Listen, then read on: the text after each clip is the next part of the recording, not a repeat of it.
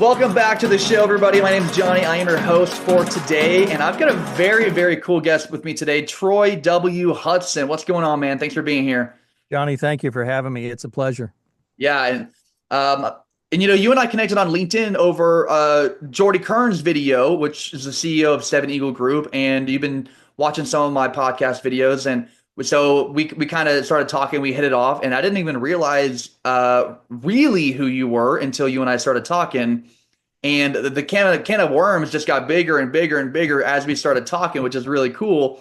So everyone who's watching, guys, Troy has been in the voiceover industry now for the last 40 years. Originally serving in the U.S. Army for a little bit, right? For a Right. couple of years, and then doing a bunch of voiceovers for shows and for audiobooks, and for you now have a podcast, which is awesome.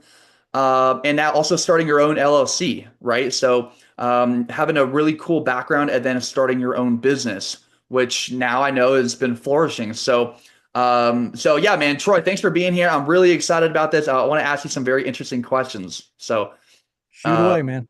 yeah, so you're kind of talking about how you first got started with this, but were you in Seven Eagle Group? I mean, I'm sorry, were you serving in the U.S. military before you started any of the voiceover stuff, or was it kind of two in one?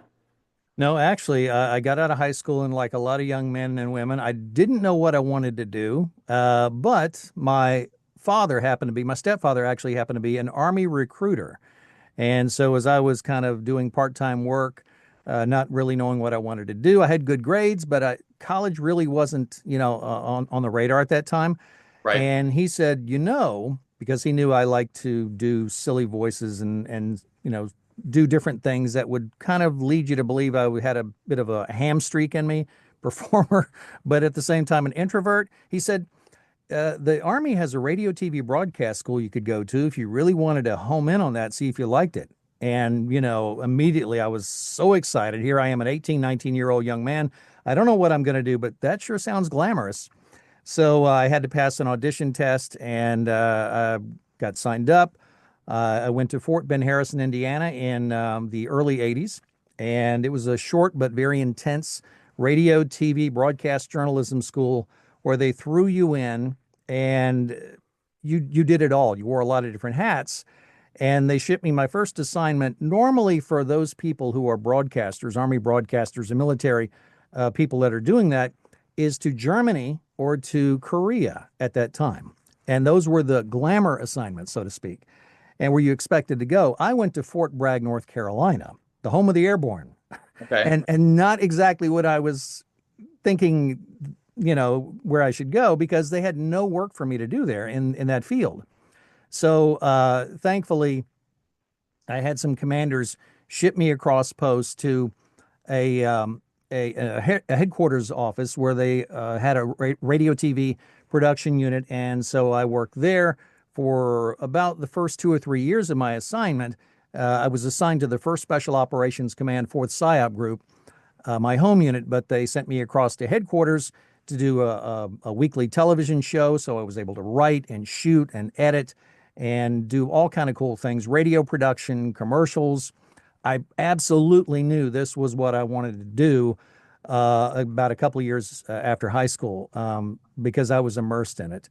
And so I did that for a few years. And then in 86, I think it was, my home unit, the PSYOP unit, built a massive multi-million-dollar production facility to distribute to the world the word, I guess, to conquer minds and hearts. And so they invited me back, or they actually gave me orders to come back. And so I did I that for give him a three choice. years. Yeah, little choice, but it was the best choice because they brought me back. I was the chief editor there. I went on a couple of documentary missions to Korea and Jordan, and it was a fantastic 3 years. In '89, I was ready to, launch myself out there, and 200 resumes later, I ended up with nothing but unemployment. So it was an interesting transition. Love the military. I appreciate so much the foundational, the knowledge that I got, and the roots, and helping me realize that that's really what I wanted to do. because at the time going in, I didn't have a clue. But Right. so yeah, about 37, 38 years later, still loving it. Yeah. Still loving the business, although it's changed quite a bit. When they opened that facility and you were ordered to go and do that the voiceover there, did you think you were what 30 years later going to end up being on an ABC documentary and doing the promo voice for the Jerry Seinfeld tour and things like that? Because those are some big accomplishments, man. So, um, did you think when you were first starting that you were going to be this big? I mean, I knew I'd be heavy. No, I'm just kidding. I Oh, I had know I'm the no best. clue where this would lead. I really, really didn't. I had no clue where the early work would lead. Although in the military, I was fortunate to be connected with a top-notch organization, and the stuff we were cranking out was kind of first of its kind. And so in the military, I was me, along with the other members of the team, won multiple national awards in broadcast journalism for radio shows and for TV shows and things like that. So I knew the potential was there for me to be involved and working at a higher level. And I probably was at that age a bit full of myself, to be honest, thinking, oh, I'll just step out of here in this world of that I know, military broadcasting, editing, shooting, voiceover, and I'll just step over into the civilian world, and I'll just continue on. And that was a shock. It was a reality check to let me know that I was a little bitty fish in a great big pond of a lot of super competitive and smart and talented people. And I have been fortunate. You mentioned the Seinfeld promo and the ABC documentary. That those all came about because of reaching out to people and knowing other people in the production business and just being in there long enough to where your name gets mixed around there, hopefully in a positive way because you've been a pleasure to work with, or you deliver on time, or you're always you're a good person to work with. Basically, you treat people right, and you show up when you're supposed to, and you deliver when you're asked to, whether it's a directed session of like, give me this, give me that, or it's like your name gets dropped in different areas. They find you, making sure your name is out there. That's what led to those kind of projects. Yeah. The Seinfeld thing was from somebody finding my name on a website and searching and emailing, and just it was so random, it was ridiculous. And then once your foot is in the door, then your name gets mentioned, and you just kind of you step through. And for months, I was like, the guys would call me from this production house in Texas and say, Troy, we need this Seinfeld spot. We're in the editing bay. We need it in the next 10 minutes. And it was like, okay, jump in there, knock it out, send it out, send it out, send it out whenever they needed it, no matter what I was doing. And that kind of reputation of like, you need it, he's the guy to call. Yeah. But you also have to be able to perform consistently and stay healthy and make sure your equipment's working and you got backups if it doesn't, because stuff breaks, and we all know that. Yeah. The ABC documentary was knowing a guy that I'd done some work with in Los Angeles who'd produced a commercial demo for myself, which is kind of a voiceover person's calling card. It's audio and video of the kind of work they've done or can do. And so he remembered that, and he said, he does character voices. I bet he could play the part of the fire chief in the special, the French documentary that they did on the Notre Dame fire. Right. And ABC did a documentary several years ago on it. And so I spent hours and hours in a Zoom session with 4 or 5 different directors, some who didn't even speak English. And I was being translated to. They would play a French clip in my head. I don't understand the language, but they would give me basic timing cues, and I would just read back in that particular fire chief's voice, the vibe, looking In at his picture. English? In And so it English? was it Or what? was it was crazy. Were you doing that like back in English?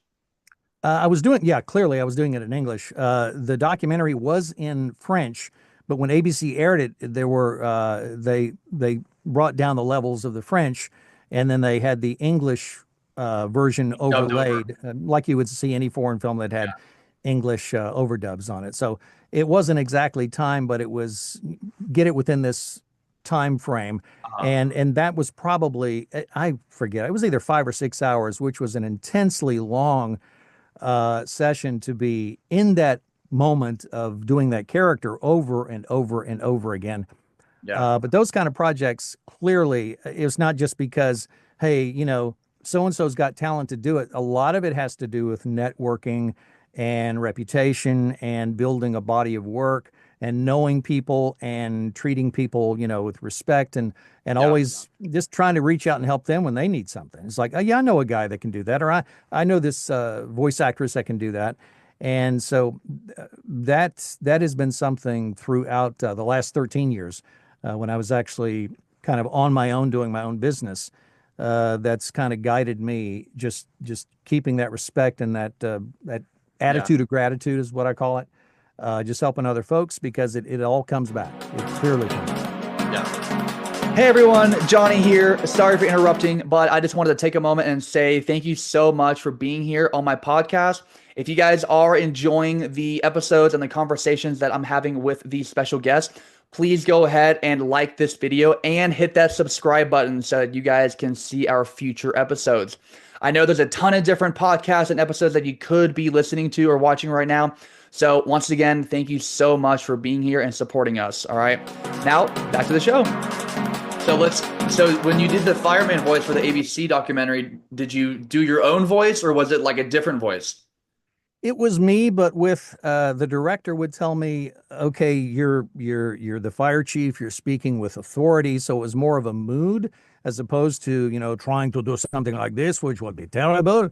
It was more just, all right, you're the guy in charge, but this is a difficult situation. This is a historical building. It's the biggest thing in France.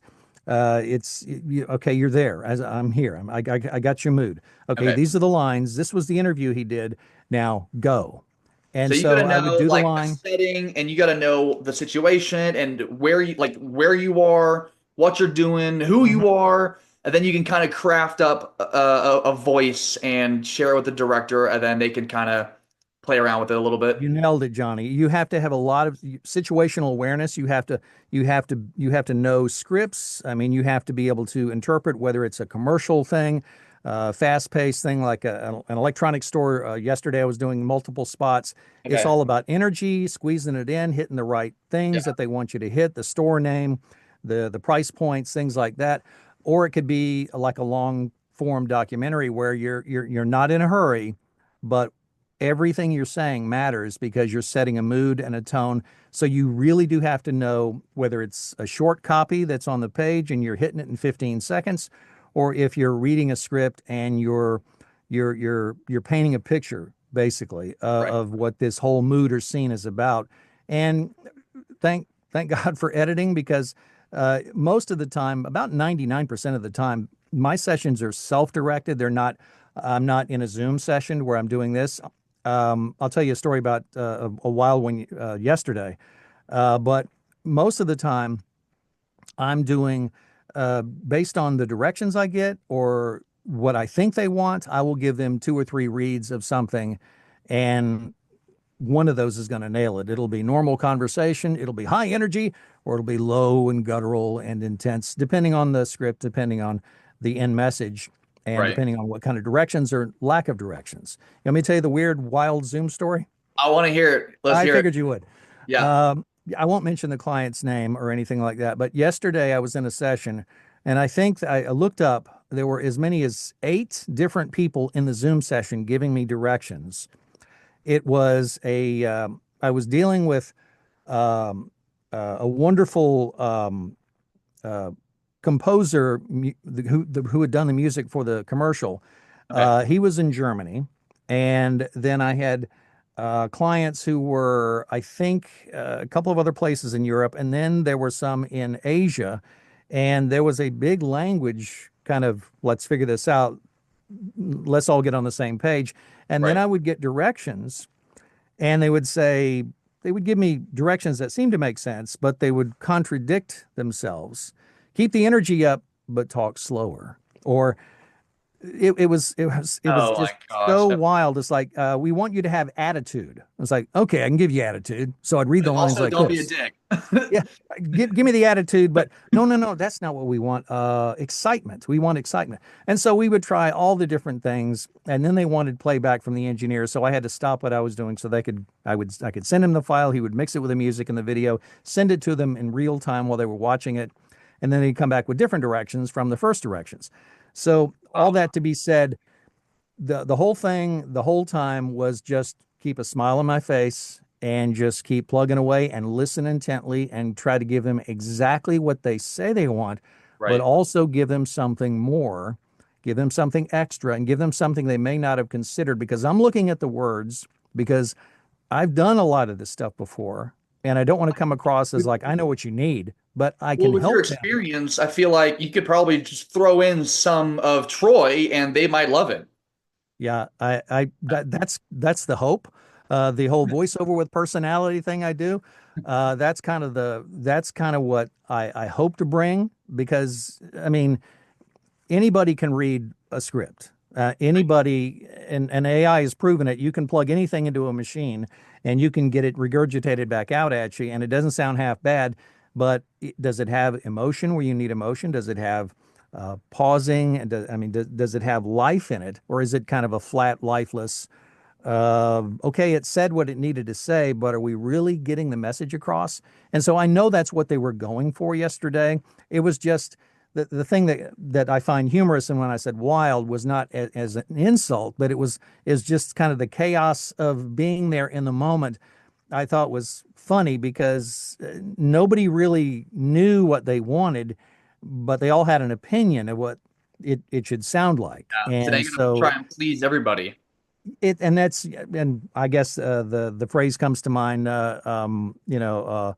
A lot of cooks in the kitchen, just trying to make something, and Yeah. everybody's got their own recipe of what they think it should taste like, and eventually you're going to end up with what I think they got what they wanted, but I let them know because it was well past the hour long session to do one 30-second commercial, which is Yeah. crazy. Normally it takes 5 minutes, 10 minutes. Was this for But a US commercial? it was not for a U.S. commercial. It was for a brand that's going to air. And again, that's another thing culturally. What do they want to hear? Because Right. you need to know that, and you don't necessarily know until the client clues you in. Who's your target audience? I work with uh, a a group in Georgia, which is not our Georgia, but in it's a satellite. What is it? It's a nation in south of Russia. Oh, okay. Forgive my bad geography lesson there, but it's the country of Georgia, and so they cater to the Ukrainian market. They cater, and it's all these cooking videos, and it's wonderful folks to work with. Absolutely fantastic. Great translation. They always are there. A lot of words I have no clue. So I'm teaching people how to cook, reading these scripts that were originally in Ukrainian or Russian, and they've been translated to English. The translation is great. The words, they'll throw out terms I have no idea, but I'll ask them. They'll be really responsive. But Right. the delivery style is very curious because I originally brought what I thought was explain it to them. Here's how you do this, and then you do this, and then you mix this in a very visual sense of like I'm not there, but I'm telling you how to do it. I'm in my booth. I'm pointing, and I'm animating myself as I'm reading it to the script. And Right. they said no, no, no, no, no. I was like, okay, what do you want? And it needs to be more forceful, more. And they quoted they found a reference Oh, if this is I'd for a gone for commercial in Russia, right? yeah, for cooking videos in that are So going to of be shown course to a they Russian wanted audience. more aggressive. Aggressive, exactly. They wanted it Like, how intense. about you drink some vodka first, then read back the lines, and then maybe you'll sound a little bit more aggressive. Not only that, but maybe smoke a pack of cigarettes because you're going to want to sound a bit like it Okay. was amazing. And I was like, okay. And the energy it took to do that, short of the no alcohol was involved, and no cigarettes, but there was the attitude. The energy it took to do that was very intense. And by the time I was done with one or two scripts, I had to take a break because the clip they found, they said, this is what we want. That thing you did for this company where you're talking about machining tools and you're very lower register and it's very intense and you're talking about this tool moving at high speed. That's what we want. And I said, okay. So every time I'm doing those scripts, I'm I'm quoting some of the lines from that as I lead into it. The original video they found, I'm like, this is the product we're talking about, and now this is how you make bechamel sauce. And it's just a certain vibe and a cultural difference that I would have had no clue. I would have done things a different way, but that's not what the audience want. And ultimately, that's what it boils down to. They hire you to do Yeah. something. They want you to tell a message, share their message, and you have to learn how to not just how to read a script, but how to read a script for the target audience that it's going out to. That is so interesting because obviously you're here in the United States, and so when you're doing voiceovers for commercials or for audiobooks in another country, even though it's English, you have to match their tone, right? Yep. Do you ever do things in different languages, or is it usually English? No, it's all in English. I have done some dubbing of like with the French documentary. I've done some training where they will give me a non-English track and they will say match it as close as you can. But as far as doing another language, other than doing a couple of on-hold messages where it was it was in Spanish and I had to do my best Spanish, read the line like if you don't speak Spanish or if you do speak Spanish, push this button or push that button. I had to read that. I have done a few lines in Hebrew where I would be introducing, or there'd be a sentence, a couple of them in Latin, a couple of audiobooks just recently. But beyond a sentence or two, I'm I'm not the guy to do with the foreign languages. So with, for example, like the Squid Games show, right, on Netflix. Have you seen that show? I don't think so. Okay, it's awesome. It's really, really good. Season three is coming out next month, but it was filmed. Man, I don't even know where it was filmed, but there's an English dub over with the show. Hmm. So they're all speaking Chinese or whatever in the show, and then there's an English voiceover. But I'm curious if those English voiceover actors have to hear the original actor's voice first, and then when they replicate it in English, they have to like match the same tone of the actual actor. Yeah, I believe it's a combination of where it helps to hear the tone, even though you don't understand the language. And I've had people give me scripts and I listen to the audio and understand this is Yeah. intense or this is very breathy and very ethereal sounding. And the music always helps to have with it too. Oh But yeah. in that particular case, yeah, the biggest challenge when you're trying to match is not just the mood, but it's also the timing, the pauses, the inflections, because it's virtually impossible to do a lip sync in a situation like that because you just can't do it. But to Right. try to get the timing as close so there's not weird odd gaps at the end or beginning of an audio track. So it's they're probably watching the mouth of the actor is my Oh, guess of the actual show, and of then the just actual the show while they're recording their lines. So it's kind of you got a lot going on in your brain. I have never done that because of the amount of time and the specialty that requires. yeah. I looked at it years ago and I figured, okay, I can do commercials, I can do narrations, I can do character voices, I can do all this other stuff. That's one thing I'm not going to try to tackle and add to the repertoire because it was very specialized stuff to do that kind of stuff. Yeah. Yeah. Wow. So what's your favorite voice that you like to do? Me.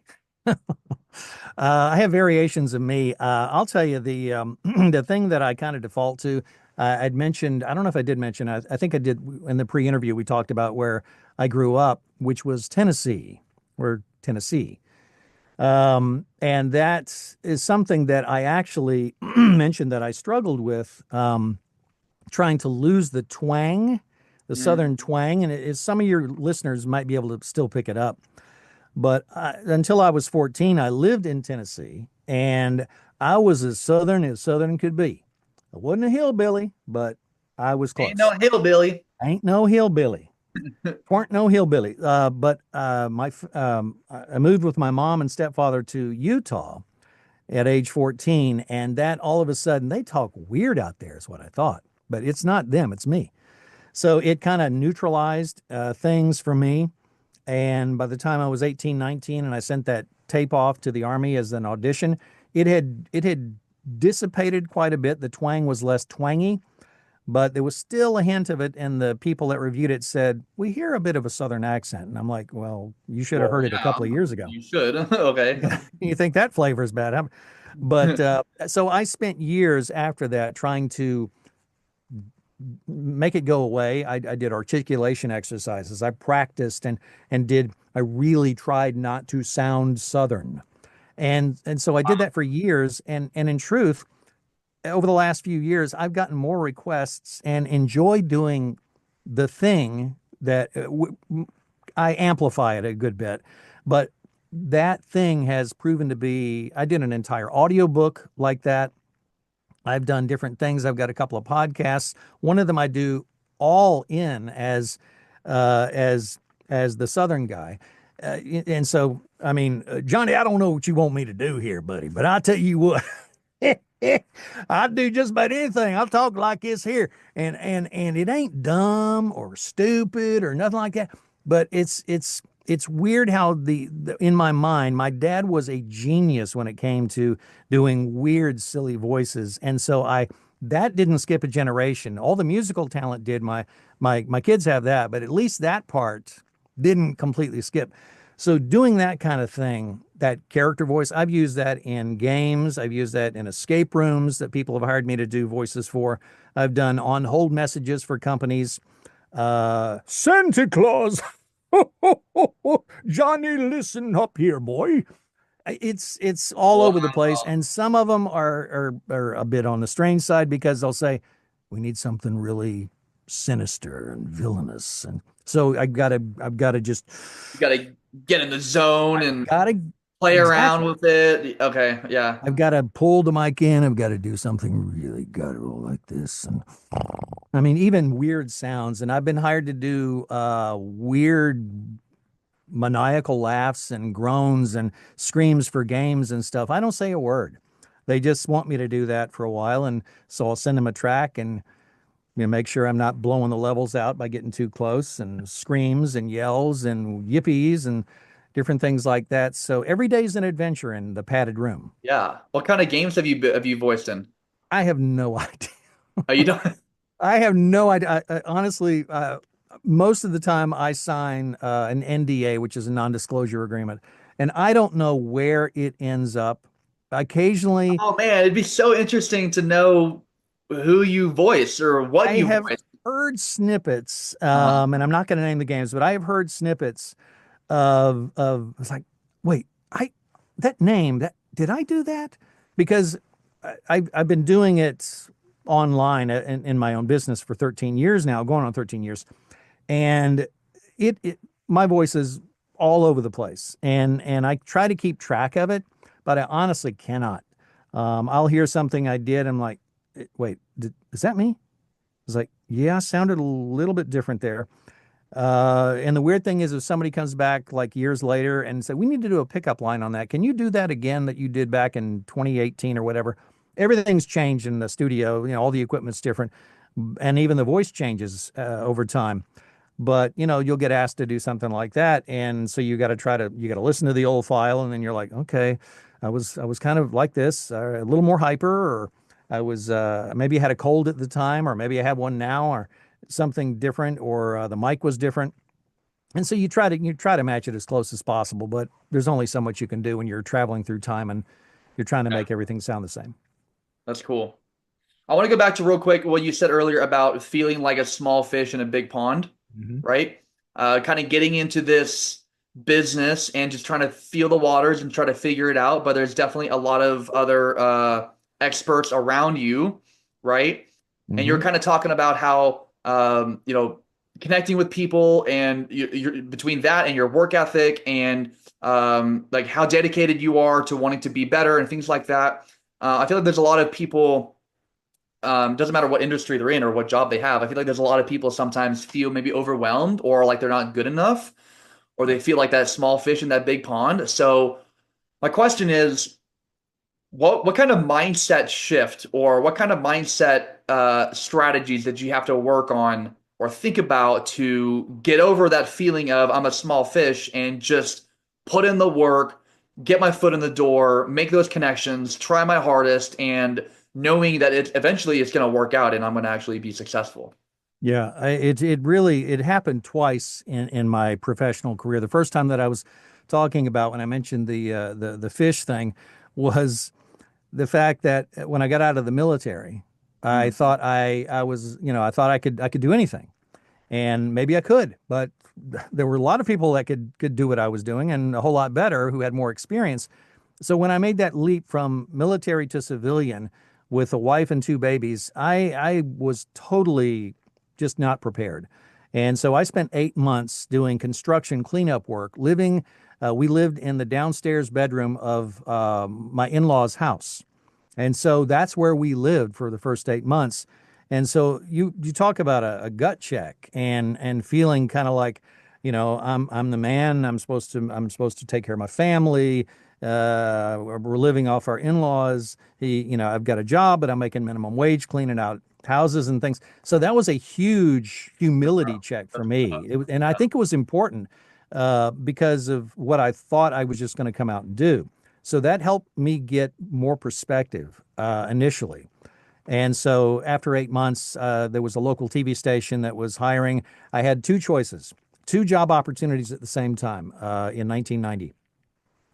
A forklift operator for a toxic waste cleanup facility, or a production director for a local ABC television station doing commercials.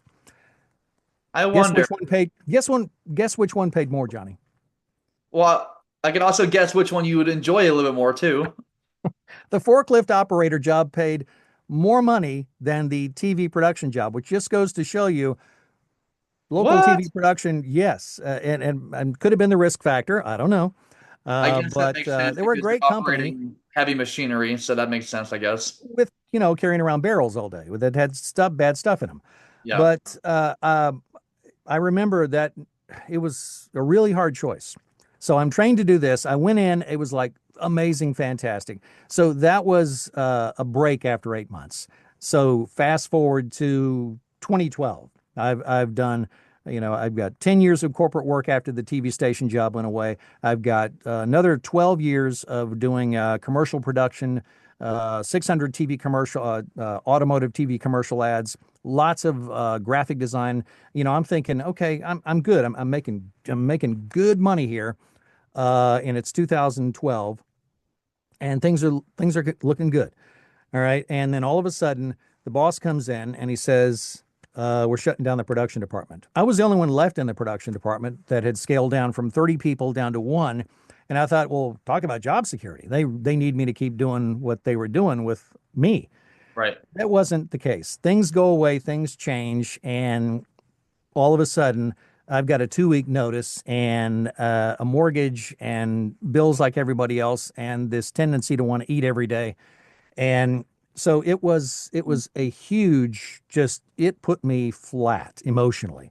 It was scary. It was gut wrenching. It was a huge moment of I will never forget because I'd never been laid off before in any job. And so this is, almost 13 years ago. And I remember walking like in the twilight zone, just walking in the city park afterwards, just stumbling around going, what am I going to do? And I'll tell you the thing that radically shifted in me, and that is my faith in God. It went from a level of, you know, I believe to a matter of I have to put all of my faith in you in order to get through this because I am terrified. I'm literally, as I'm telling you the story, I feel the chills because I remember what it felt like to just feel bottomed out and going, I have nothing. I've been in W-2 work land for my entire career. What am I going to do? Yeah. And so I prayed about it and I got down on my knees and I was just like, a buddy of mine came over the night it happened and he said, you'll get through this. He prayed with me. he left, and then I was sitting in this big house, in the dark alone. I'm going, okay, what am I going to do? And one thing after another, opportunity. And then I had a couple of $1,000 like in savings, and I felt God was saying, buy this equipment, do what you can do. This is what you do. And Do so what you I love. threw money into a big Mac system.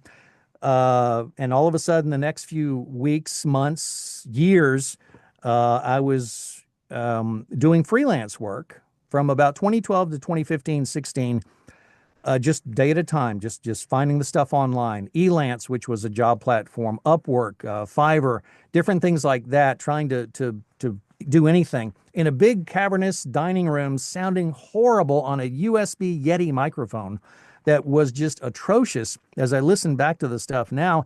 And even though I'd had the skills and the practice doing it, I was using, top-notch equipment. I was dealing with stuff that was quality. And now I was trying to scramble, trying to find a way to, make money doing what I knew to do. Right. And my past employer who laid me off had, some residual stuff that they were, phasing out. So I did that. And then, all that dried up. And so I kept holding out hope that, okay, there's going to be something come up in video production. I'm going to be okay. I'm just doing this until I don't have to do it. And then something happened 2 or 3 years into it after the layoff. And that was I started making more money doing freelance than I had been making at a 80 to almost $90,000 a year job doing video editing. And I was like, what? And I have the freedom and I can choose, And you're when I doing do what it you for love the to kind of, do. and I was like, wait a minute, there's something to this.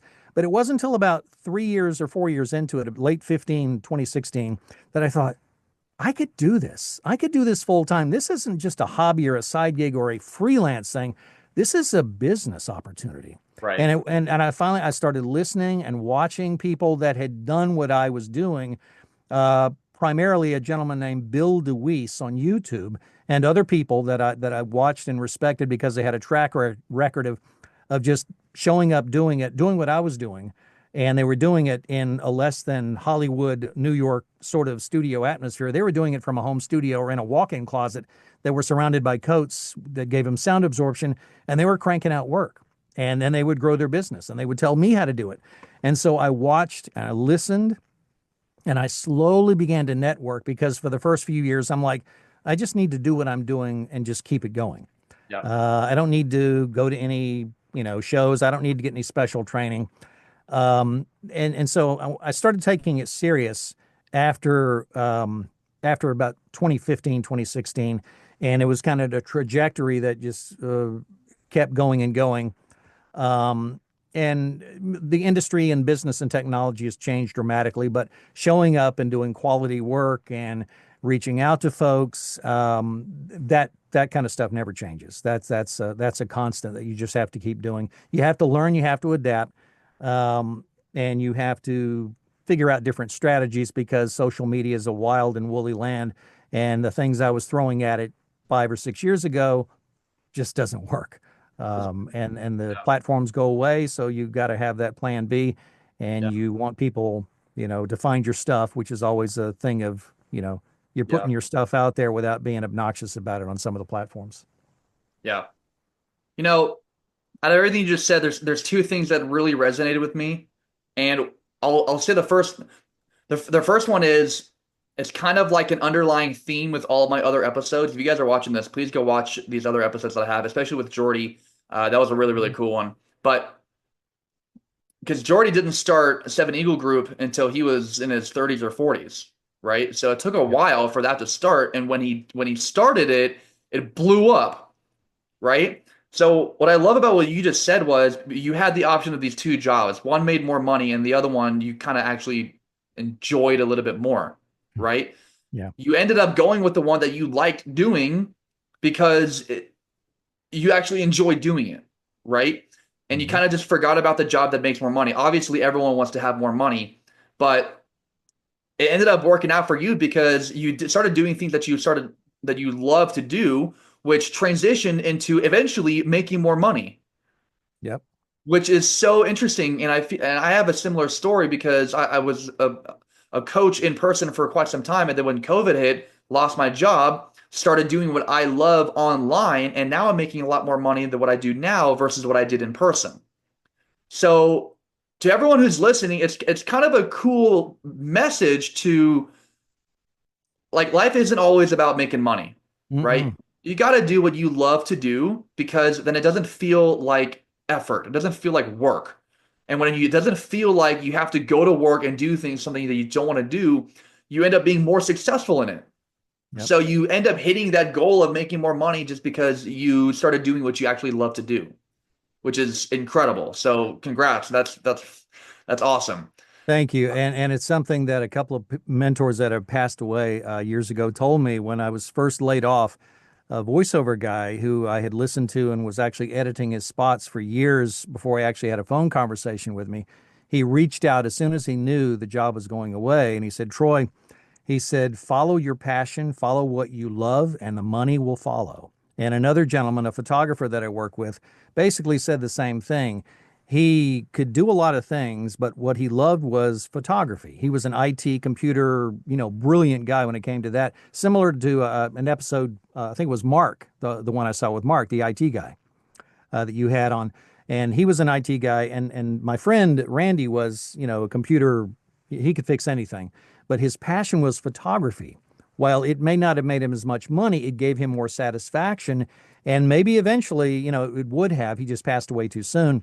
But it's that lesson of listening to people who have been there, who know that you don't chasing that dollar. It may sound like what you need to do or that somebody else tells you need to do, but at the end of the day, you do want to enjoy the journey getting there. You want to look back and smile and go, man, I'm glad I didn't chase that and work the 90 hours a week or whatever, or sacrifice this relationship or that relationship for it.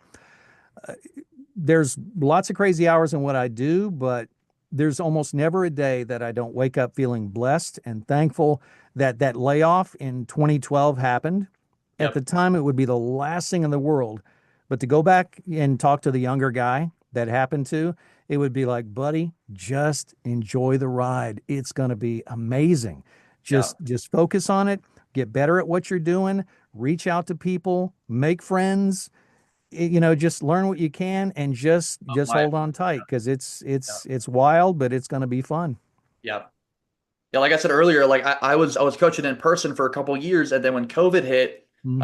everything closed, and so I lost my job, and that forced me to start working with clients online, which at first was really scary. It was really hard. I didn't know what I was doing, and I turned to my faith, especially the beginning of COVID, because I didn't know what I was doing. I was running out of money quickly. Hmm. All I knew was I'm a good coach and I like coaching people. And so that's when I started doing it online, but it was really, really slow. And at one point I was like, I told my wife, um, I need to get a normal job. I can't do this because it's just not making money.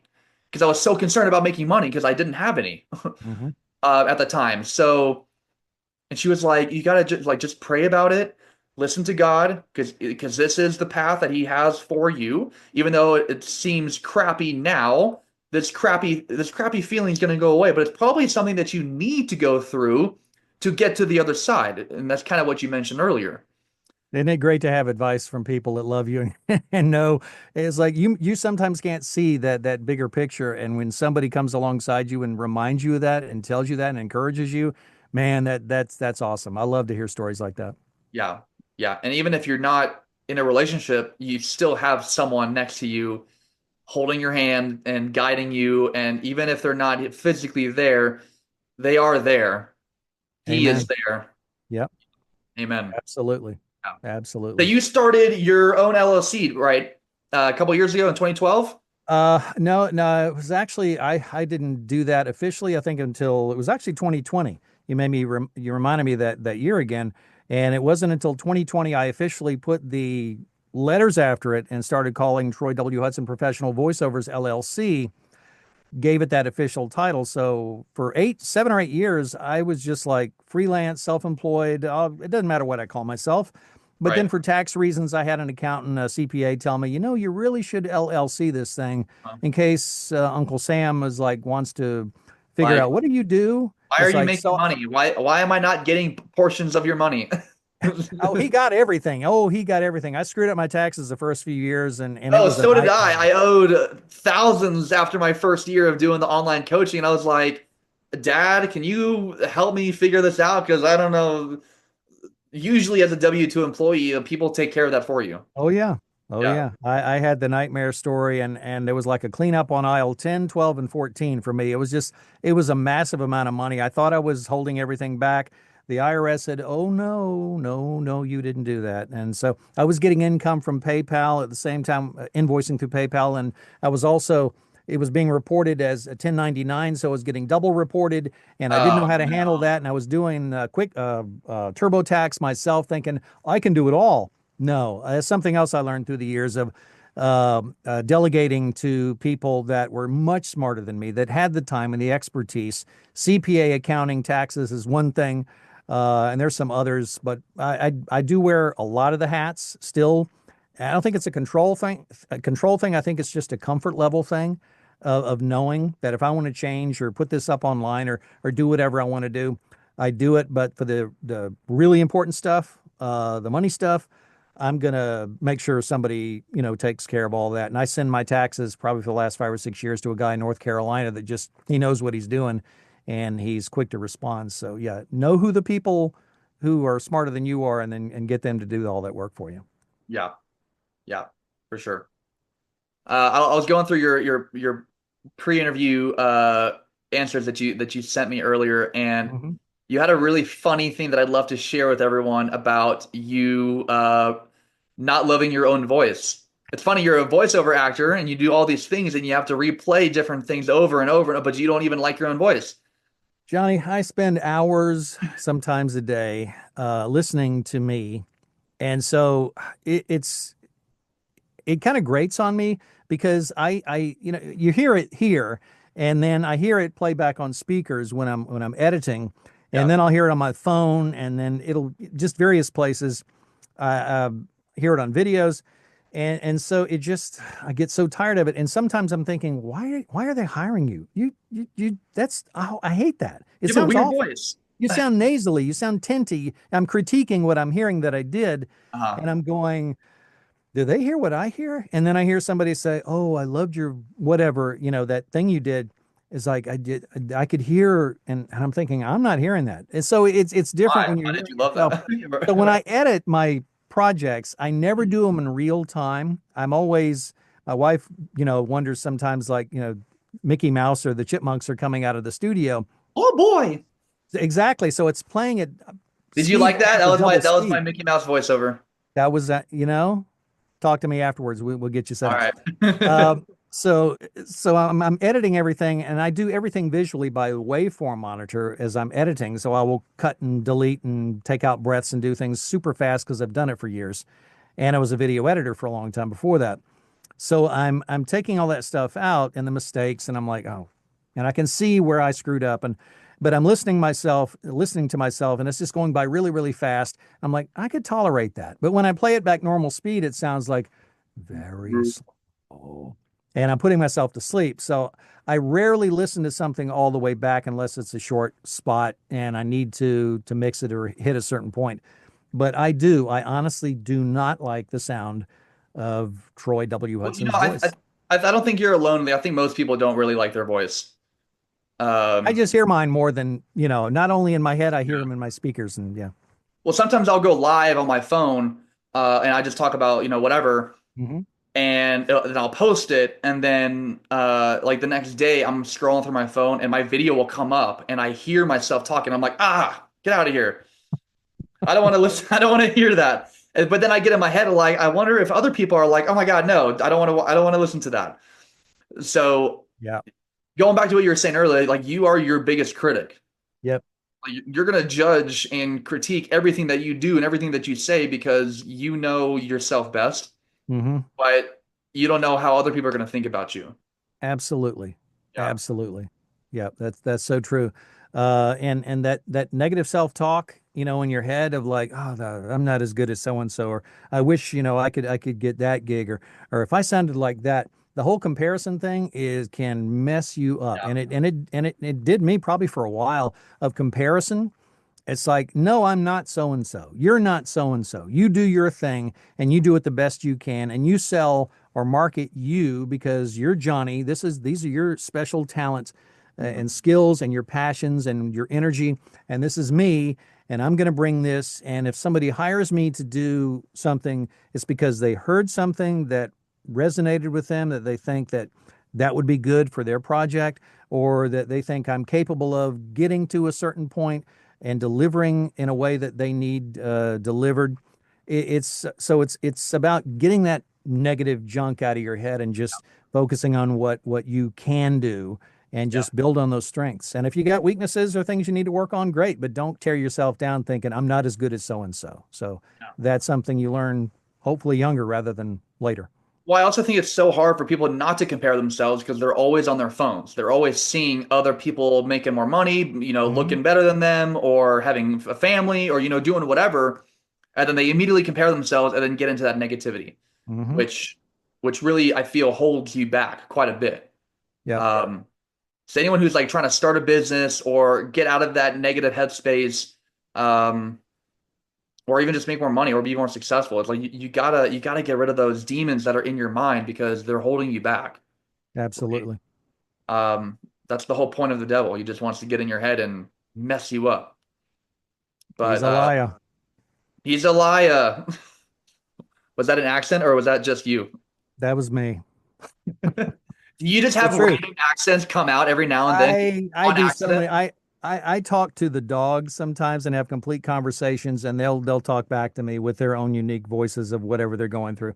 I'll be driving down the road by myself usually, and I'll hear something, and I'll just try out something different, and I'll mess around with an accent or a weird character, or I'll be out in the woods. One of the podcasts I do, I go out there with my phone, strap it to a tree, and I do about 5 minutes of stuff of local Southern humor and history and trivia in a thing called Have Y'all Heard?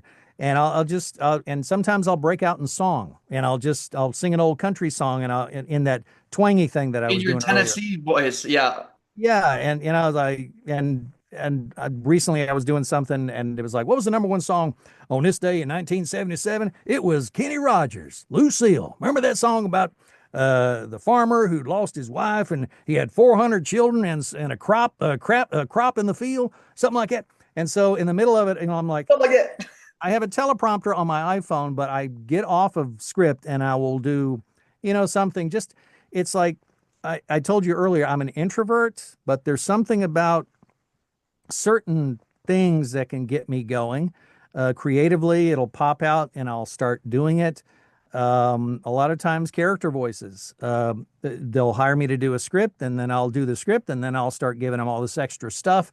And I'm like, oh, I just thought I'd throw in these extra sounds and groans and laughs and things because I just think the character needs that. And they'll come back and say, thank you.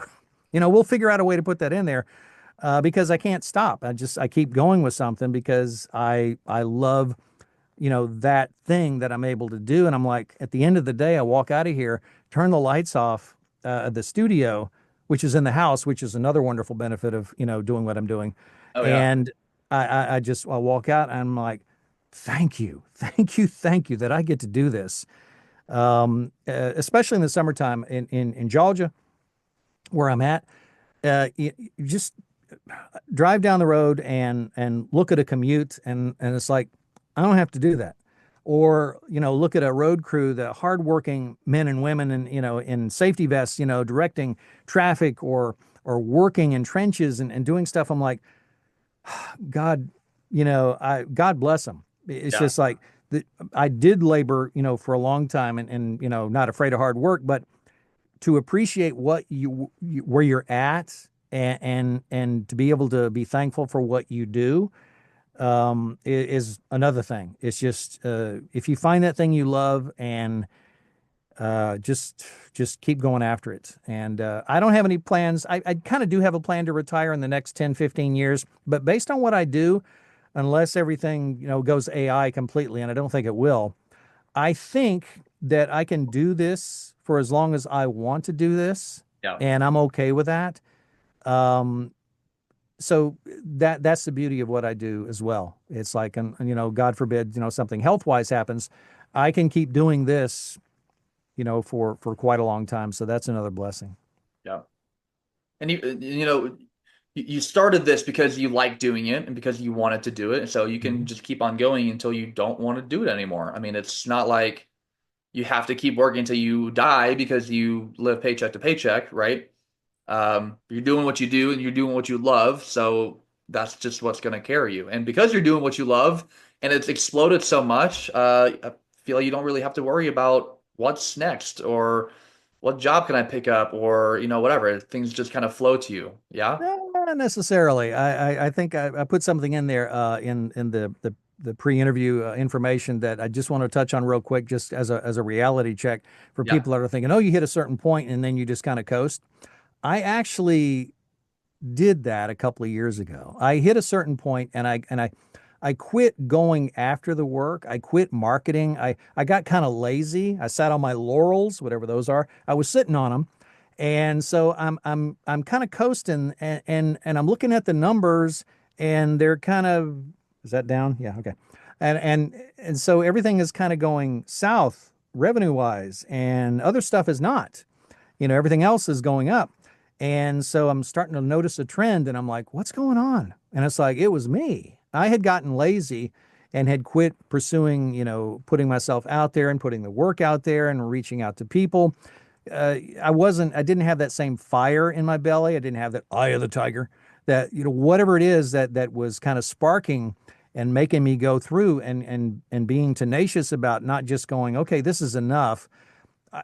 In this business, companies change management, projects go away, new projects come. If you're not always kind of looking, and I don't want to call it grinding, but just if you're not in some sort of pursuit mode, if you're an entrepreneur, then and you're self-employed and you're got all the hats on, you have to have an attitude of being aggressive to a point to where there's a lot of competition for what you do. You're not comparing yourself, but you can't just sit back and wait and go, oh, well, now I'm in a position where the work's just always going to come to me. Some Right. of it does by reputation and by history and credits, but a lot of it, you still have to knock on the doors. You have to make those LinkedIn connections. You have to put your stuff on social media. You have to volunteer. You have to reach out.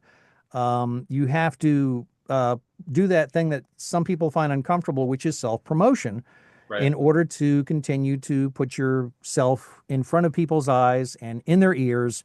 So it's an ongoing process. You just don't have to go, terrible, like when you first started, but you do have to keep that momentum going. And I Yeah. learned that the hard way. And I'm actually in a second win phase because probably over the last 6 months, I've really ratcheted things up where I was for a couple of years before then. It was trending in a downward way. And I was like, I'm not ready to quit this thing, but I'm acting like I don't have a care in the world. And it's like, I need to talk to the boss. So you and have to promote, well, because you are your business, right? So you need Mhm. people to understand you and like you and trust you, which is a whole nother level. Yep. But you specifically, Troy, need to go out and promote yourself and your services, and so other people can find you and see you and actually want to hire you. Yep. Okay. Absolutely. It's an ongoing thing because new eyes are on you all the time. People retire, people move on, people change jobs, project parameters go away. I've worked with a client for 5, 6 years, and all of a sudden they said, we're changing direction. We don't need that program anymore, so we won't be calling you every month. There goes $2,000 out the door every month. Or another client, lays off half their staff, and all of a sudden they're not cranking out as many scripts for the last 9 years you've been working with them. These are true stories. And then so you go from 5 grand a month in training content to, maybe 1,000 or two. And so those things can rock your world. And if they happen, close together, and you're sitting back going, oh, I guess I'll just coast. Yeah. That's a big shift. You cannot let those things happen without always kind of going, where's the next opportunity? because this one is not guaranteed. There are no guarantees. They could change, they could switch voiceover artists, they could get a new manager that says, we're going to do AI from now on. Or we're going to go to a female voice, and that's the vibe we want. Things change, and so you have to always be Can't really thinking, do a female voice, can you? I have done them, but it's not a pretty thing. For a few Bible stories, I actually had to do a comical thing of, I don't even know if I can do it anymore, but it was probably not. I'd be shot for the rest of the day. Oh, I don't remember exactly. It was ridiculous falsetto kind of thing, and it was supposed to be silly and comical, and Is that I your Mickey not Mouse even. voice? No, no, yet I'm not even going to try to corner that market. You nailed that one. Oh, okay. Well, I can just imagine doing a female voice would be pretty tough. And that was for like an audio? It was for a children's Bible story Okay. program. And they wanted, because I was doing all 5 or 6 different voices, I was doing a very evil king, and I was doing the hero of the story. And I got to the female voice, and they said, give it a shot. Oh my And gosh. so all of a sudden, I'm like, oh, King, whatever his name was. Oh my goodness, look at what you've done. And I would squeal, and I would, practically hurt myself. And and the kids loved it because I knew the audience, and it wasn't like it has to sound real. No, it didn't have to sound real. It needed to sound in line with being funny and Kids. goofy, and the fact Yeah. that we're still telling a Bible story, but let's have some fun. Come on. Right. Right. Yeah. That's so cool. Very cool. So you have two different podcasts, right? Have you heard and then have y'all heard? Yep. I can imagine the have y'all heard is more of your Tennessee voice. You got it. Yep. Have you heard started last November? Was This was during as I was getting ready to ramp up marketing. I was like, I need something. I hadn't done. I used to do live videos back during. I think it was during COVID, maybe a little bit afterwards. I ramped up. I was doing a live every single week, and I did it to get over fright to the camera. And so I would make myself go on there live and just ramble and blah, blah, blah about my business and what's going on in the world and read children's stories and all kind of other stuff on my YouTube channel. And then, um, so that was a big thing for me. And so I got burned out doing videos. And so 6 months ago, I was like, what can I do to really fire things up? And I was like, what's the thing I really don't want to do, but I knew at the time kind of had some traction and it put me out there more? Yeah. Do videos. So Have You Heard came as of like, I had to have a script. It needed to be things I was interested in: history, trivia, day of events. Today's the day, that so and so happened. And so I put myself up there. I started doing episodes, went back to my video editing, history and career, and something I enjoyed doing at the time. And so I started adding B-roll shots and making them a little more entertaining, comical. So Have You Heard started in November, but I was like, I'm getting burned out. The work's starting to pick up now, and I'm running out of time to do a daily show, and that takes a lot of work. So I scaled that back to once a week. And then I was like, there's something else that I want to do something else. And it needs to be so out there and goofy and silly that I could market it uh, as something I could do for somebody directly. And so I took my phone out in the woods. I started messing around with different voices. I found some scripts. I typed in some information similar to Have You Heard, but it was like with a Southern charm, wit, and humor. I plugged it into, I think it was an AI scripting tool, and said, okay, what can we come up with? And so I looked at it, tweaked it, edited it, and it was like, this could be fun. And so I started enjoying that. I want to say about 3 months ago, 2 months ago. Okay. Have y'all heard? Have And y'all? so that's actually more of a passion project now. I love to take the phone in the woods, strap the thing to a tree, and start reading, and then Go off. and it's starting to take off. The viewers are starting to pop up. The shorts, putting those out as portions of the show. The Nice. whole learning YouTube, if that's possible, the whole learning that again in after 4 or 5 years of not being there is so different. Of how to package something, the graphics on it, when to post it, how often you roll something out, the hashtags. It's so many different things to learn. I started on TikTok, and I never thought I would do that. So I put all my stuff on TikTok. on YouTube, on LinkedIn, newsletter there that I basically recycle the Have You Heard stuff into a newsletter format and do that once a week. And I think I'm on Facebook and Instagram.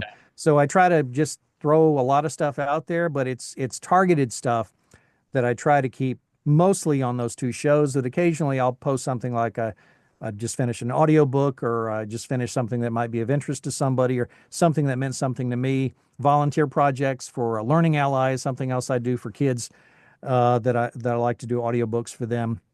Very So cool. there's so many different moving parts, but Yeah. not getting so distracted and just kind of focusing on what's the most important thing. Like, okay, the voiceover business, that's the most important thing. And the other things, the podcasts and the silly stuff, that's somewhere in the middle. But it can't overwhelm me because it takes a lot of time. Yeah. And so it's that balancing act of like, I want to enjoy. I don't want to work myself to the point of like I get miserable and burned out again, which is why I kind of got lazy a couple of years ago. So I'm keeping that in mind, and I don't think that after living through that experience and knowing what it looks like coming out of that, Yeah. I think I'm good for a while. Yeah. Well, that's good. You're learning from your past experiences, knowing what works, what doesn't work, trial and Mhm. error, especially going through YouTube. I mean, I'm starting off with YouTube. You don't know what's going to work. You don't know what's going to be popular. And then you get out of thumbnails and then the hashtags. And, there's so many different moving parts to it. It's crazy. Yeah, Um, and I like how you just use the word juggling, right? Because you got two different podcasts. You have your LLC, right? You got your family. So you've got a lot of different moving parts here. And I actually just went to Aspire, which is a marketing event here. Well, they travel all over the country, but it was here in Denver. And Kevin O'Leary came on stage from Shark Tank, and he's a super cool guy. But he was talking about how you need to eliminate all the noise, Mm. right? There's a lot of different distractions and things like scrolling through anything, right? TikTok or Instagram. Instead of just focusing on what you need to do. Because you only have a certain amount of hours during the day. You have some things that are going to be a priority and some things that maybe are not a priority, but on your to-do list, and eliminating the noise so you don't get distracted so that you can focus and do what you want to do and That's so do what you good. need to do. Yeah. That's so Yeah. good. Yeah, that's absolutely. And it's that mindless, or even TV, or scrolling through social media, or sometimes I catch myself doing both at the same time, and I have to stop myself and go, wait a minute. Why am I trying to scroll through and check something while I've got something on TV? And it's Right. like and so it's almost, it's like a regulating yourself as you go sometimes, because it's so easy to get stuck on your phone, or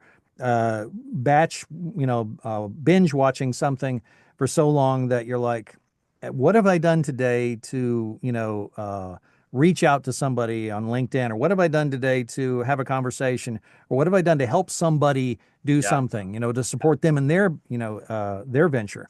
So it's that thing of checking yourself even on a daily basis, so you don't get pulled into the lazy attitudes and just the habits that are so easy to get to fall Yeah. into. So Yeah. yeah, that's absolutely great advice of eliminating the noise. That's good. Yeah. That on top of those healthy habits we were just talking about, and that's something that I tell my clients all the time, right? You got healthy habits, you got bad habits, and identifying each is going to be important so you can focus on what's going to make you 1% better every single day, right? And that's something that I tell a lot of people, like, are you doing what you can today to be 1% better than yesterday? Now, you're not going to live for only 100 days, but if you can be a little bit better every single day, doing like helping one other person or reaching out to somebody or going out for a walk or, just doing something that's going to help you move forward in life versus getting stuck or even falling back. Because once you start falling backwards, it's a slippery slope and it's really hard to get back to where you want to be. So, My key um, word this year has been, after I kind of pulled myself up and said, "Buddy, this isn't working. You need to get your head on straight." Was consistency. It was the word that, and I maybe God put that in me, and it's like something that had to be always reminding. Like, so I would hashtag or just remind myself as I was typing something or looking at something. It was like consistency. What am I doing today? Am I getting on the mat doing workouts? Am I walking? What can I do today that is is pushing me toward a healthier, version of me, 10 years from now when I hit my early 70s. What am I doing now? That's going to make a difference. And it's such a different perspective than when you're 30 years old, how you see that than when you're 60 or 61 years old, because you suddenly start counting down your own life. That lifespan begins to click, and you're like, if you can grasp that concept you're talking about at 30 Right. and you can live that out, you are at such a huge advantage, as opposed to hitting a point of going, oh, now I have to start over. Now I have to figure out what to do so I can look forward to, things. Have that Now I have to consistent start building healthy habits. Yeah. right. So the later you start, it's not impossible, but it's harder. And it's like, do it consistently, do that constant improvement every day that you're talking about, Yep. and build a much better life than if you just said, oh, to heck with it, I'm going to party for the next 10 years. And then when I'm 40, I'll do it. It's like, it Right. doesn't work that way. Yeah. You can do both. You can be successful and you can party. As Really? as long as you can focus on what's important to you, I feel like it's not like you have to give up. Dude, it's like I tell my clients sometimes, you don't have to give up carbs completely to lose weight. You can have carbs, it's not gonna kill you, but like just prioritizing what's gonna be helpful for you, just having that structure. Um, Coach Johnny says, take care of Coach Johnny, yourself. dude. Discipline, baby. Discipline. That's what you got to do. And I like that word consistency. Consistency over intensity all the time. Hmm. Have you seen the founder, the McDonald's documentary Yes, Michael Keaton is with Ray Michael Kroc. Keaton? Yeah. Yeah. If y'all haven't seen that, it's incredible. Go watch it. It's so good because the founder of McDonald's um was an ice cream salesman. He Hmm. was driving from fast food place to fast food place trying to sell ice cream machines until he came across the only McDonald's, or it was called something else at this time, I think. And he bought it and he took it over, and now there's thousands of locations. And his word at the end of that documentary was persistence. And he just said everything in his success about making $700 million a year with McDonald's came from being persistent. Yeah.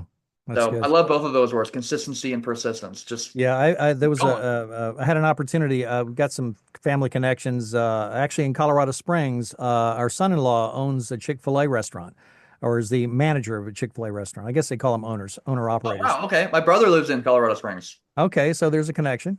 And Yeah. so we had an opportunity to go to the headquarters building in Atlanta, which is not too far from where we live, Okay. and do kind of behind the scenes tour of the headquarters there. And the whole thing dealt with Truett Cathy, the original founder and builder of the Chick-fil-A business, and the whole attitude of how he treated people and how the employees, were invested in the whole operation, and just the amount of attention to excellence. We got to tour his office and hear backstories and see replicas of the early restaurants, and then later went to the Dwarf House, which is the original Chick-fil-A in Atlanta, and just really Dwarf got to House. see, huh? The Dwarf House. The Dwarf House. It was actually, they called it the Dwarf House because they had this little door in the front. You don't actually go through it, but they I don't know why I named it the Dwarf House, but it was kind of cute, and a little red door, and For little dwarves dwarf. would. Okay. I think it was more for the kids, but but his approach to business and people, and I mean, even today, of course, it's huge, but it just lets you see where the roots came from, and it was deeply, deeply rooted in his mother's Christian faith, her hardworking attitude, and it was poured into her kids. And he, went in working businesses and different things as a young man in the, I guess, during the Depression, and just the work ethic and the attitude, and a similar success story, but a very kind of a different approach of he didn't find it and grab it and franchise it and build it into this behemoth.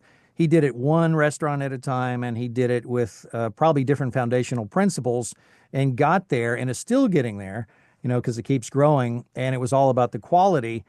And so that's another inspiring story. I don't know if been a movie made about him, but there's plenty of content out there. But Well, there should yeah, be. there should be. There will be, I'm sure. You could be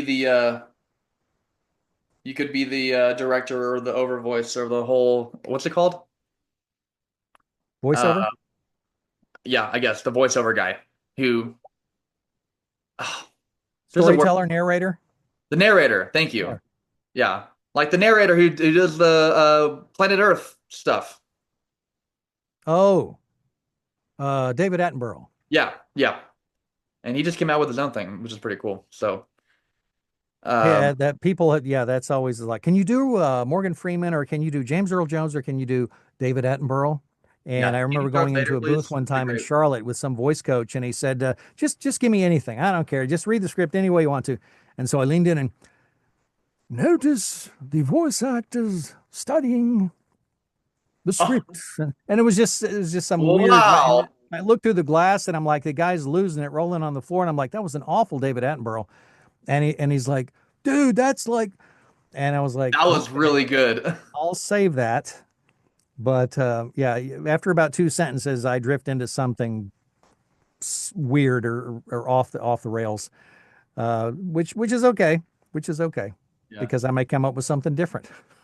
The not David Attenborough. you never know what Troy's gonna do. This Let's is pull true. out. This is true, which is what makes this work so fun. Yeah, I bet. You just Yeah. do what you love to do and make it up as you go and have fun with it. Yeah. All right, Troy. Well, thanks a lot, man. You got Have You Heard podcast. You got Have Y'all Heard podcast. I know you're on TikTok, Instagram, LinkedIn, Facebook. What Yeah, I think else? we covered them all. Yeah. No, that's pretty much it. Yep. Everywhere. You're everywhere. And the So website, troywhudson.com. Yep. TroyWHudson.com. All right, perfect. And yeah, guys, you guys please go check him out. Really, really fun guy. Surprising me with a lot of different voices today, which is really cool. Um, I've listened to a couple of your podcasts that you're on Spotify too, right? I actually am on Spotify. Thanks for reminding me. And on Amazon Music and Apple's thing as Oh, well. dude, there we go. Amazon Music, Spotify, That's everywhere. why I don't like my voice because I hear it all the time. Yeah. Okay. All right, guys. Well, thank you so much for being here, Troy. If you guys are watching, please like this video and subscribe to my channel. You guys can see a lot of other really cool guests we're going to have on the show. Um, and we'll see you guys on the next video. So thanks, Troy. We'll take care. We'll talk to you Thanks, soon. gentlemen.